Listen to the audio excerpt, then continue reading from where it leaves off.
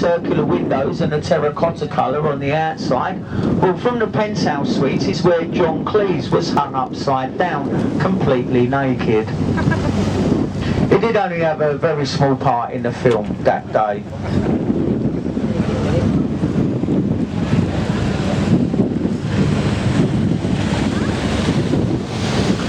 Now these houseboats that we've got either side of us now are starting to exchange hands for £1 million and things like that now.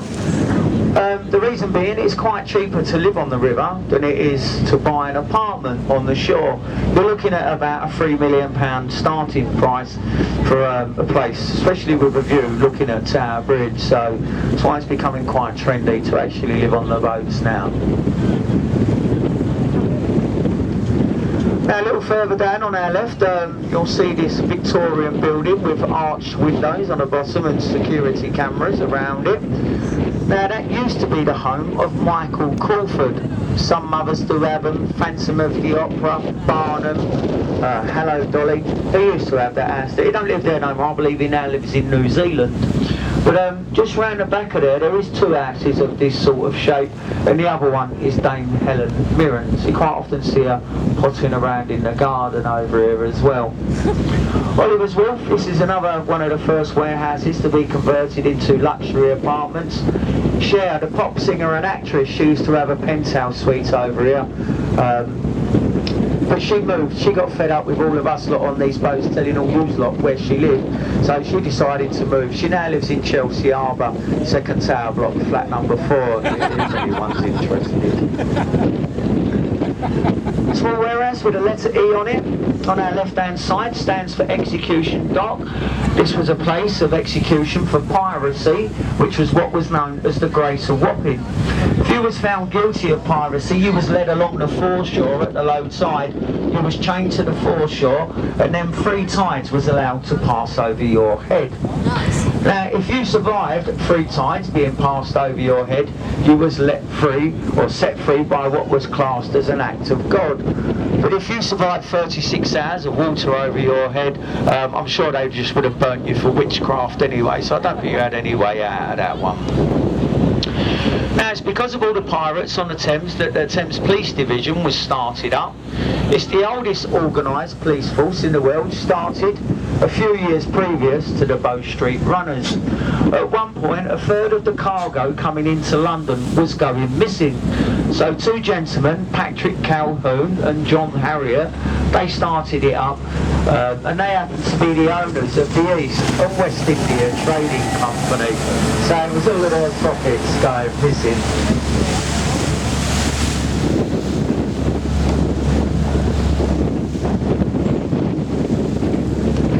On our right we have a church. This church is called St Mary's at Rotherhithe, and buried in the graveyard of this church you'll find the remains of Christopher Jones. He was the captain and the owner of the pilgrim ship, the Mayflower. Now the Mayflower set off from Rotherhithe here, and she was eventually broken up on the shores here as well, and some of the timber from the ship was used to mend the church roof.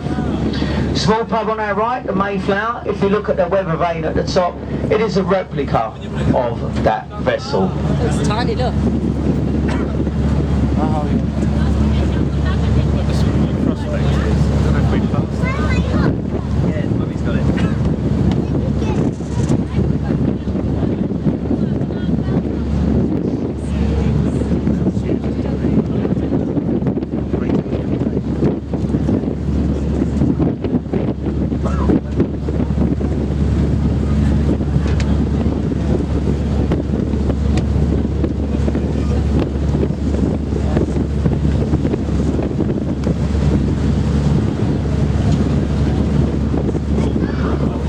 Is a small red brick building in a round style with green ironwork windows. There's another one of these just down on our left hand side, just nestled in the trees, and these make up the ventilation shafts for the Rotherhithe road tunnel. Old Salt Quay pub on our right hand side. It's not very old at all, it's only been here for less than 10 years. But on our left hand side we have one of our oldest riverside pubs. It's called the Prospect of Whitby, and it dates back to the 1520s. That was a favourite hangout for the royal press gangs as well. They used to put signs up of promising cheap beer. They lure you in there, you'd get completely drunk. When you walked out, you got whacked over the head, and when you woke up, you was at sea and you had joined the Navy. Now, if you want to experience the modern day equivalent of this, just come with me next Friday night to my local Wetherspoons pub. It's pretty much the same thing. Cheap beers, wax over the head, but you don't end up on a boat anymore.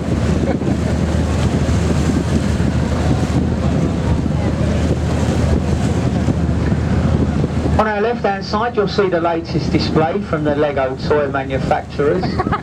Very clever designed apartment buildings so that each apartment has its own personal view overlooking the Thames.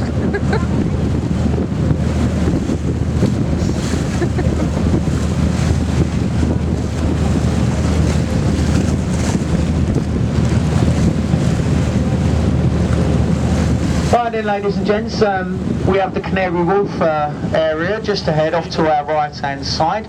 It's pretty much London's financial centre nowadays. All the big banks have moved down here as well, so pretty much London's financial centre. Now, the first building up here was the one with the pyramid sort of thing on the top with a flashing light. That's number 1 Cabot Square. And when it was first built, this was the tallest building in Europe.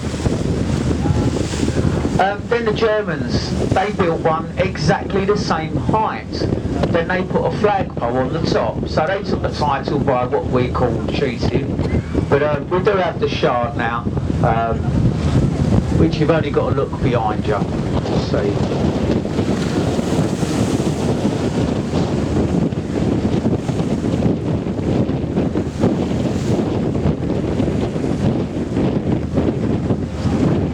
We're just going to be passing the sailing barge on our right hand side, the Wheel. Traditional Thames sailing barge as well. At one point there was 5,000 of these vessels plying their trade up and down the Thames and around the east and the south coast of England. They was only ever crewed by a captain, a boy and normally a dog as well. Most of them now are all in private hands, some are in trusts as well, so just to keep them alive still. Very good fun. Right then, ladies and gents, quite a few apartments from here down to Greenwich, so it's about here we do conclude the guides. If there's anything else you want to know on the way downstream, please don't hesitate to come and ask. We will try and answer your questions as best we can. But as I said, it's about here we do conclude the guides. When I started off, I did tell you that we're not official guides on these boats on the Thames. We are just members of the crew, and the commentaries that we do are done purely on a voluntary basis. The reason why we do the commentaries, we can't see there's a lot of point in you just coming out on these boats and not really knowing what you're looking at. In that case, we might as well advertise it as a Greenwich Wonder Cruise, because you'd all be sitting there nudging each other going, I wonder what that is over there. So that's why we do the guides. Anyway, crunch part of that is, ladies and gents, and I'm afraid there's always a crunch part at the end of the day, and that is if anyone would like to show their appreciation for my efforts as a guide, you may do so in a short moment when I'll pass amongst you in the old tried and tested manner of a champagne bucket. I will tell you though, ladies and gents, you're under no obligation whatsoever, and all that leaves for me to say is thank you very much for your kind attention. Thank you.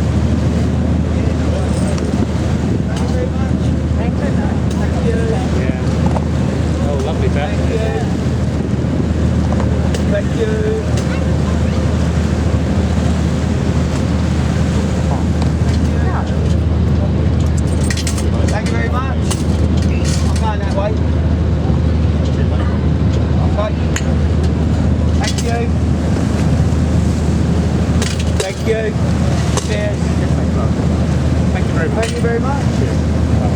Thank you.